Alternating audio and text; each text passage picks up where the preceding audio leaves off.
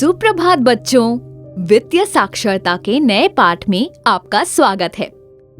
2 दिन बाद प्रिया काम से छुट्टी लेकर बैंक जाती है। नमस्ते गुप्ता मैडम, मैं अपने खाते के बारे में जानने के लिए आई हूँ। हेलो प्रिया, तुम्हारा खाता खुल गया है। तुम अपने पासबुक ले जा सकती हो और अपने खाते का बैलेंस चेक कर सकती हो। गुप्ता मैडम प्रिया को एक रजिस्टर में हस्ताक्षर करवाने के बाद उसकी पासबुक दे देती है। मैं अपने खाते में 2000 डिपॉजिट करवाना चाहती हूँ। इसकी क्या प्रक्रिया है? मैं तुम्हें इसके बारे में विस्तार से बताती हूँ। इसके लिए पहले तुम्हें अपना नाम, पासबुक में दिया हुआ अकाउंट नंबर, आज की तारीख और अन्य विशेषताएं जैसे नोटों की संख्या, शब्दों और अंकों में जमा होने की राशि भरकर पे इन स्लिप पर हस्ताक्षर करना होगा। इसके बाद स्लिप को लेकर बैंक टेलर के पास जमा कर देना होता है। गुप्ता मैडम, टेलर क्या होता है? क्या आपका मतलब मेरे बाबा जैसी किसी दर्जी से है? गुप्ता मैडम प्रिया की मासूमियत पर मुस्कुराती हैं और उसे बताती हैं, बैंक टेलर वो व्यक्ति होता है जो बैंक में ग्राहकों को पैसे लेने और देने के लिए जिम्मेदार होता है। टेलर पैसे की गिनती करता है, रसीद पर मुहर लगाता है और जमा पर्ची की पासबुक और काउंटर फाइल आपको वापस देता है। इसके बाद तुम्हारे खाते में 2000 जमा होंगे। आसान है ना? बच्चों, अब आप प्रिया की तरह एक डिपॉजिट फॉर्म भरने की कोशिश करेंगे।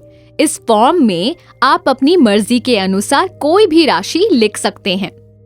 ये सीखने के बाद प्रिया में महीने में 2 बार बैंक जाकर अपना पासबुक अपडेट करवाने का साहस आता है। ऐसा करने से उसे बचत करने और पासबुक समय समय पर अपडेट करवाने की आदत हो जाती है। त्योहार का समय है और प्रिया अपने खाते से कुछ पैसे निकालना चाहती है। बैंक का खाता खुलने के बाद प्रिया को बैंक से एक एटीएम कार्ड और SMS पिन नंबर मिला था, परंतु अभी तक उसे कार्ड का प्रयोग करने का तरीका नहीं पता था। प्रिया बैंक में जाकर विड्रॉल स्लिप मांगती है और उसे भर लेती है। सबसे पहले वो अपना पासबुक निकालकर स्लिप पर अपना अकाउंट नंबर लिखती है। पासबुक में वो देखती है कि उसने अब तक लगभग 10,000 रुपए बचा लिए हैं। वो खाते से 2,000 रुपए निकालना चाहती है। निर्णय ले लेने के बाद वो विड्रॉल स्लिप पर सारी आवश्यक जानकारी भर देती है।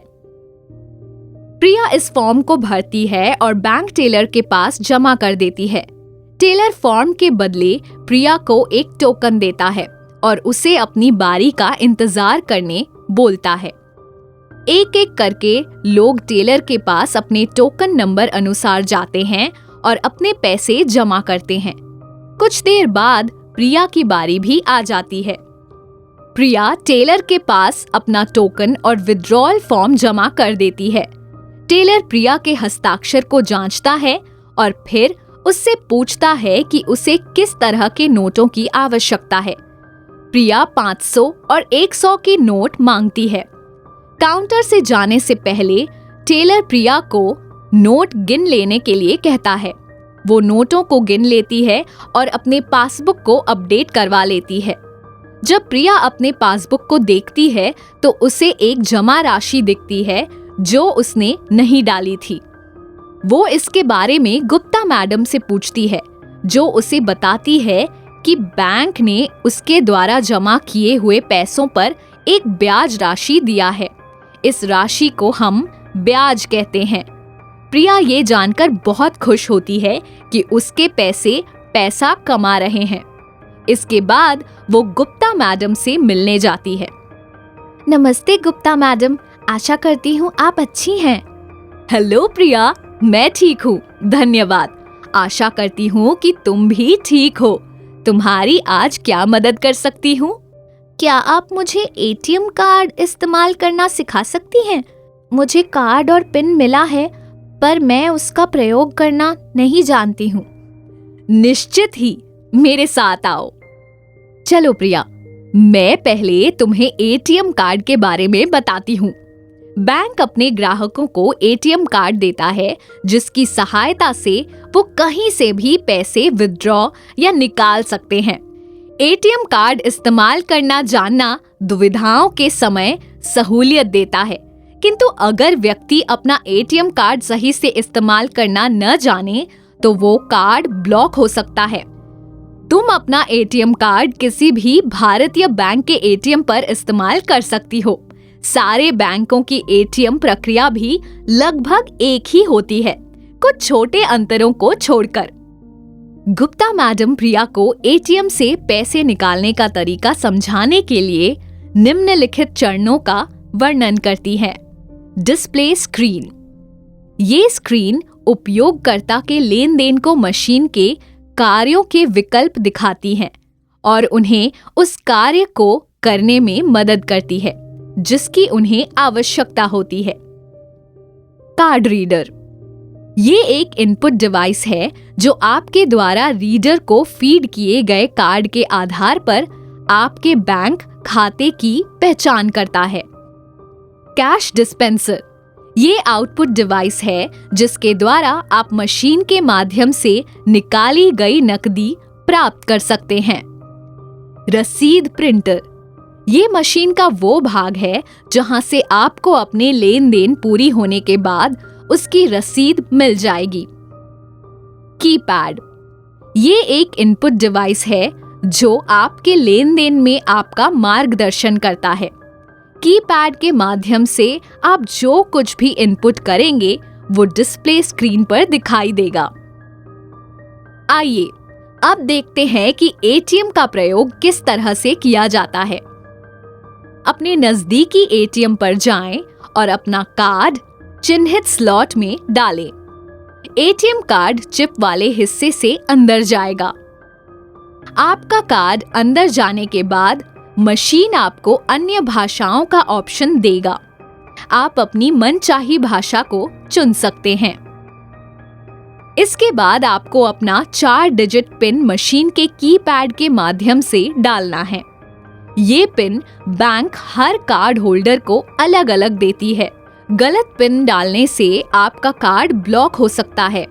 कुछ एटीएम आपको लेन देन के अंत तक कार्ड नहीं निकालने देती है और कुछ एटीएम पर आप अपना कार्ड पिन डालने के बाद निकाल सकते हैं। इस बात का ध्यान रखें। अब आप अलग अलग लेन देन के तरीकों में से अपनी मनचाहा विकल्प ले सकते हैं। एटीएम आपको मनी विथड्रॉल यानी कि पैसे निकालना, बैलेंस इंक्वायरी यानी कि बैलेंस की जांच, पैसे डालना और बिल पे यानी कि बिलों का भुगतान जैसे विकल्प देगा। अगर आप पैसे निकालना चाहते हैं तो मनी विथड्रॉल का ऑप्शन चुनें। इसके बाद आपको ये चुनना है कि आप किस तरह के अकाउंट से पैसे निकालना चाहते हैं। इसके लिए दिए ऑप्शंस हैं सेविंग्स अकाउंट, करंट अकाउंट, अन्य प्रकार। अकाउंट के ऑप्शन को चुनने के बाद आप मशीन के कीपैड के द्वारा अपना मनचाही राशि को नंबरों के रूप में डाल सकते हैं।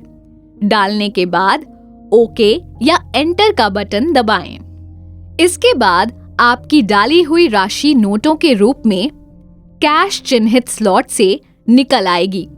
ध्यान रखें कि अगर आपने पैसों को समय से नहीं लिया तो मशीन पैसों को वापस जमा कर लेगी। आप चाहें तो अपने इन लेन देन की रसीद यानी रिसीट चिन्हित स्लॉट से निकाल सकते हैं। काम खत्म हो जाने के बाद आप इस सेशन को मशीन के कैंसिल या क्रॉस वाले बटन से अंत कर सकते हैं। प्रिया एटीएम इस्तेमाल करने की प्रक्रिया को सीखकर बहुत खुश होती है। वो निर्णय लेती है कि अगली बार वो एटीएम कार्ड के माध्यम से पैसे निकालने की कोशिश करेगी। आपके सहयोग के लिए बहुत बहुत आभार गुप्ता मैडम। मैं खुश हूँ कि मेरे पास एक बैंक खाता है। अब मेरे पैसे सुरक्षित हैं और मैं उन्हें बढ़ते हुए भी देख सकती हूँ, पर मैं इसके बारे में और जानना चाहती हूँ। निश्चित ही, बैंक में पैसे जमा करने की एक आवश्यक विशेषता ये भी है कि सुरक्षित रहने के साथ साथ उन पैसों पर ब्याज उठता है। ये दर बदलती रहती है। वर्तमान में अधिकांश बैंकों में ये 2.75% वार्षिक है।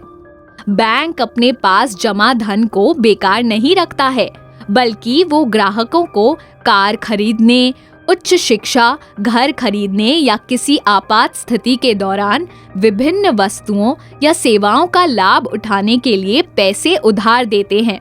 इस उधार को हम लोन कहते हैं। लोन के बारे में हम आगे चलकर विस्तार में सीखेंगे। इसे वापस करते समय ग्राहक बैंक को एक निश्चित शुल्क साथ में जमा करता है। इस शुल्क को हम ब्याज कहते हैं। बैंक द्वारा अर्जित धन का एक हिस्सा तब उन ग्राहकों को दिया जाता है जिन्होंने बैंक में पैसा जमा किया है। उदाहरण के लिए, यदि प्रिया 12 महीने के लिए 2.75% वार्षिक साधारण ब्याज की दर पर अपने खाते में 1000 रखती है, तो उसे सालाना ब्याज के दौर पर कितने रुपए मिलेंगे? ब्याज का गणना हम इस सूत्र के जरिए करते हैं। इस सूत्र का प्रयोग करके उत्तर निकालने की कोशिश करें। सही उत्तर 27.5 रुपए है। अगर 9 महीने बाद प्रिया अपने पैसे खाते से निकाल लेती है, तो ब्याज की राशि कितनी होगी? गणना करने का सूत्र बदलकर ये हो जाएगा। क्या आप सही उत्तर बता सकते हैं? उत्तर 20.625 रुपए है, क्योंकि बैंक बचत खातों पर ब्याज देता है।